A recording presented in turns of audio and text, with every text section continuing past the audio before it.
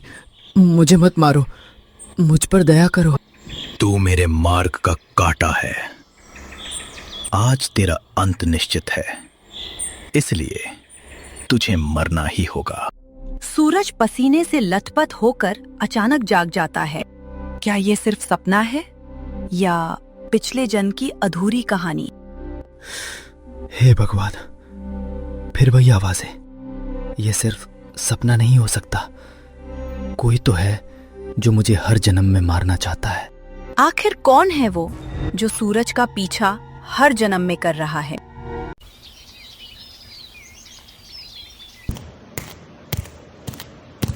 क्या हुआ महाराज, आप कुछ परेशान लग रहे हैं, क्या कोई बात है? रानी वेदिका, दरअसल मैं अपने राज्य के भविष्य को लेकर चिंतित हूं। अब मैं बूढ़ा हो चुका हूं और मेरे बाद इस सिंहासन को संभालने वाला कोई उत्तराधिकारी नहीं है। जी महाराज, काश हमारा पुत्र दिव्यांश आज जीवित होता। ये सब मेरा कसूर है महाराज। नहीं रानी, इसमें किसी का कोई दोष नहीं है, शायद हमारी नियति में यही लिखा था। लेकिन महाराज, अब इस राज्य का क्या होगा? हमारी तो कोई दूसरी संतान भी नहीं है। जी रानी, इसीलिए मैं इस समस्या का समाधान लेने साधु महाराज के पास जा रहा हूं। राजा हर्षवर्धन यह कहकर साधु बाबा के पास जाने के लिए निकल जाते हैं, जबकि मंत्री जी पर्दे के पीछे छुपकर उनकी सारी बातें सुन लेते हैं और दबे पांव वहां से चले जाते हैं। ओम ह्रीम नमः, ओम ह्रीम नमः। अरे मंत्री जी, आप यहाँ? हाँ तांत्रिक दक्ष, आज एक बार फिर मुझे तुम्हारी सहायता की आवश्यकता है। अच्छा, वैसे वर्षों पहले भी मैं आपकी एक बहुत बड़ी सहायता कर चुका हूं, तो बताइए अब आप मुझसे क्या चाहते हैं? तांत्रिक दक्ष, इस बार मुझे अपने पुत्र को इस राज्य का राजा बनाना है और ये कार्य केवल तुम्हारी शक्तियों से ही संभव है। ठीक है, मैं आपकी सहायता अवश्य करूंगा। तांत्रिक दक्ष मंत्र पढ़ते हुए अपनी मुट्ठी में भस्म पैदा करता है। ये लीजिए मंत्री जी, ये कोई साधारण भस्म नहीं है, बल्कि एक मायावी भस्म है। जो भी इसके संपर्क में आएगा क्षण भर में जलकर राख हो जाएगा। अद्भुत, अब मेरा रास्ता साफ होगा। ये लो तांत्रिक दक्ष, तुम्हारी दक्षिणा। राजा हर्षवर्धन साधु बाबा के आश्रम की ओर जा रहे हैं। तभी अचानक उन्हें चक्कर आने लगते हैं।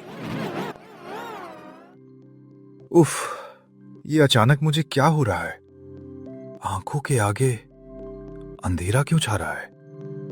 नहीं, मुझे साधु महाराज तक किसी भी कीमत पर पहुंचना होगा।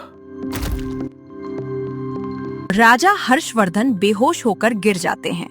मंत्री जी पीछे से आते हैं और छुपकर उनके चारों ओर भस्म छिड़क देते हैं। अच्छा हुआ जो आप यहीं ढेर हो गए महाराज। अब ये मायावी अग्नि आपका काम तमाम कर देगी और मेरा बेटा बनेगा इस राज्य का राजा। राजा के चारों ओर आग की लपटें उठने लगती हैं। ये आग! कोई है? बचाओ मुझे! सूरज वहां से गुजर रहा होता है। ये क्या महाराज, इस आग के बीच में फंसे हैं। मुझे इन्हें बचाना होगा। सूरज अपने मटके का पानी आग पर डालता है। महाराज, आंखें खोलिए, आप ठीक तो है? तुम्हारा धन्यवाद। अरे महाराज को क्या हुआ? राजा हर्षवर्धन ये कहकर दोबारा बेहोश हो जाते हैं। तभी वहां सेनापति धीरू आता है। सेनापति जी, महाराज की हालत बहुत गंभीर है, इन्हें तुरंत महल लेकर जाइए। हाँ, तुम सही कह रहे हो। मैं अभी महाराज को महल लेकर जाता हूं।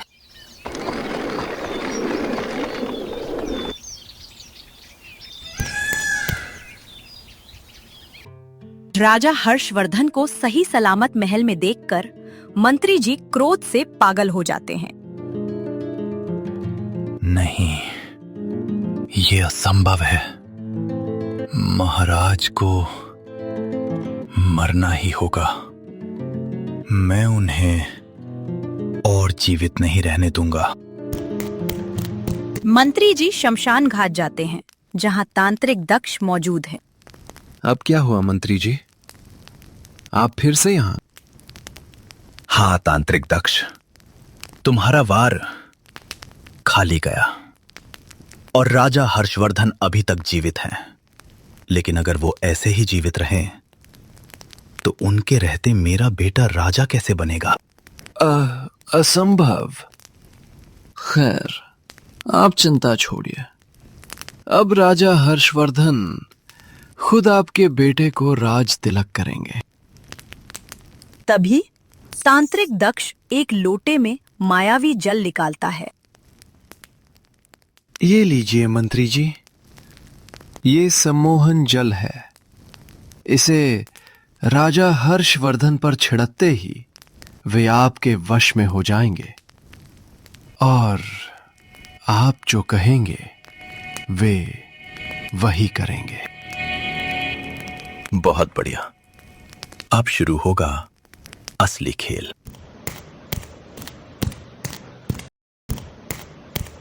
मंत्री जी, आज आप इतनी सुबह सुबह कहां से आ रहे हैं? महाराज, वो आप बीमार थे ना, इसलिए मैं आपकी अस्वस्थता देख साधु बाबा से ये दिव्य औषधि लेकर आया हूं। इसे खुद पर डालते ही आप पूर्ण स्वस्थ हो जाएंगे। मंत्री जी ये कहकर वो सम्मोहन जल राजा हर्षवर्धन पर डाल देते हैं, जिससे उनकी आंखें पथरा जाती हैं और वो उनके वश में आ जाते हैं। महाराज, आज आप मेरे पुत्र के राज्याभिषेक की घोषणा करेंगे, है ना? हाँ मंत्री जी, मेरी कोई संतान नहीं है, इसलिए मैं आज ही आपके पुत्र के राज्याभिषेक की घोषणा करूंगा। ठीक है, मैं अभी सारी तैयारियां करता हूं।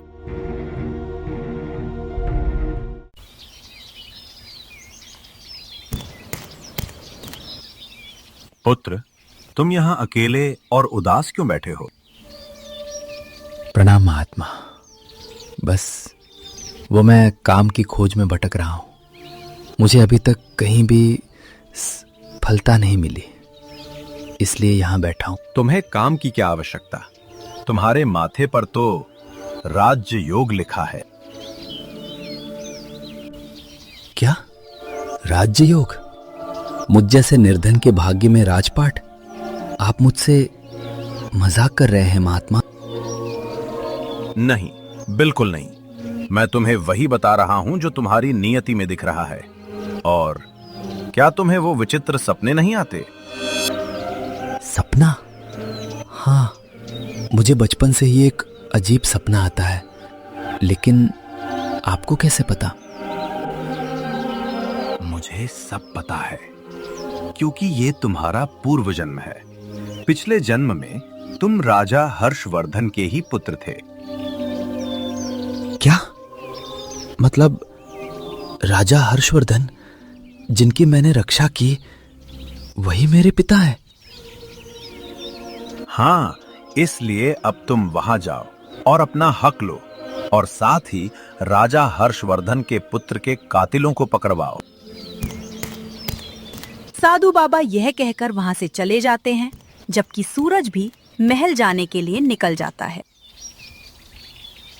सुनो सुनो सुनो। सुनो सुनो।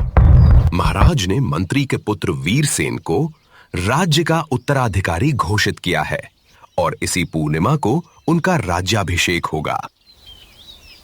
धीरू सारे गांव में ये ऐलान करता है, जबकि सूरज ये सुनकर तुरंत महल पहुंचता है। जब राजा हर्षवर्धन उसे देखकर चौंक जाते हैं। पुत्र, तुम यहाँ? क्या हम पहले मिल चुके हैं? जी महाराज, उस दिन मैंने आपकी जान बचाई थी। खैर, आज मैं काम की तलाश में यहाँ आया हूँ। क्या आप मुझे काम दे सकते हैं? अरे हाँ, याद आया। ये तो सही है, लेकिन मुझे क्यों इसकी आंखें इतनी जानी पहचानी सी लग रही हैं? हाँ, ऐसी आंखें दिव्यांश की थीं। महाराज, सारी तैयारियां हो चुकी हैं। ठीक है मंत्री जी, और तुम? मुझे याद आ गया। खैर, तुम्हारा बहुत बहुत धन्यवाद। आज से तुम मेरे महल में ही काम करोगे। जी, धन्यवाद महाराज। राजा हर्षवर्धन वहां से चले जाते हैं। जब सूरज को महल के पीछे झील देखकर अपना पिछला जन्म याद आता है। दिव्यांश, तुम्हारे पिताजी अपनी प्रिय अंगूठी कक्ष में भूल गए हैं। ओह हाँ माँ, लेकिन आप चिंता ना करें, मैं अभी उन्हें ये देकर आता हूँ। राजकुमार दिव्यांश जाते हैं। जब रास्ते में उन्हें मंत्री जी मिलते हैं। अरे राजकुमार, आप यहाँ? जी मंत्री जी, वो मैं ये अंगूठी पिताजी को देने जा रहा था। ओह अच्छा, आप मेरे साथ चलिए, मैं आपको महाराज के पास लेकर चलता हूँ। मंत्री जी, यहाँ तो कोई नहीं है। आप तो मुझे पिताजी के पास लेकर जा रहे थे ना? नहीं, मैं तो तुम्हें तुम्हारी मृत्यु के पास लेकर आया हूं। तुम मरोगे तभी तो मेरा बेटा राजा बनेगा। तांत्रिक दक्ष, खत्म करो इसे। धोखेबाज, जिस थाली में खाया उसी में छेद किया। मैं तुझे नहीं छोड़ूंगा। राजकुमार ये कह रहे थे जब तांत्रिक ने अपने जादू से उन्हें मारकर उनका मृत शरीर और एक खंजर मिट्टी में दफन कर दिया। सूरज को सब याद आ जाता है जब पूर्णिमा के दिन राजा हर्षवर्धन वीरसेन का राज्य अभिषेक करने लगते हैं। राज्यवासियों, जैसा कि हमने कहा था कि आज के दिन हम वीरसेन का राज्याभिषेक। रुकिए पिताजी, आप अपने पुत्र की जगह किसी और को कैसे दे सकते हैं? सूरज, तुम मुझे पिता क्यों कह रहे हो? क्योंकि मैं ही आपका पुत्र दिव्यांश हूं। क्या आपको वो गुप्त सुरंग याद है जो आपने और मैंने मिलकर नदी तक बनवाई थी, जिसके बारे में किसी तीसरे को पता नहीं था? और माँ, मेरे हाथ पर ये जन्मजात काला निशान देखिए, और उस दिन आपने ही मुझे अंगूठी देकर भेजा था। हाँ महाराज, ये वही निशान है। इसका मतलब ये हमारा ही दिव्यांश है। जी पिताजी, कल सुबह सारा सच सामने आ जाएगा,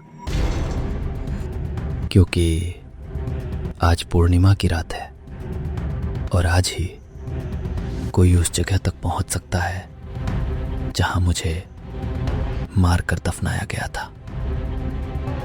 अगर वहां हवन कुंड की भस्म डाल दी गई तो मेरा सच हमेशा के लिए मिट जाएगा। इसलिए हमें सुबह तक इंतजार करना होगा। सब सुबह का इंतजार करने लग जाते हैं और उधर मंत्री भागता हुआ दक्ष के पास जाता है और सारी बात बताता है। जल्दी करो दक्ष, इस राख को कब्र पर डालो। अगर सूरज ढलने से पहले ये नहीं हुआ तो हम बचेंगे नहीं। जल्दी।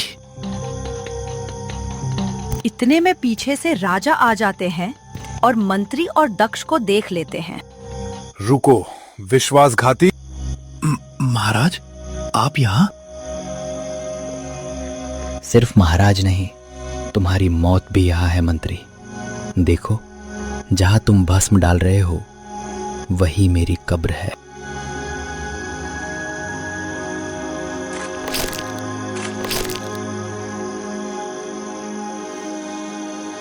देखिए महाराज, ये खंजर जिस पर मंत्री की मुहर है और ये कंगन जो आपने मुझे बचपन में पहनाया था। शैतान, मैंने तुम्हें अपना दाहिना हाथ समझा और तुमने मेरे मासूम बच्चे के सीने में खंजर उतार दिया। सैनिकों, इन दोनों को काल कोठरी में डाल दो। इन्हें तब तक तरपाओ जब तक मौत इन्हें खुद न मांग ले। दिव्यांश, मेरे बेटे, मुझे क्षमा कर दो।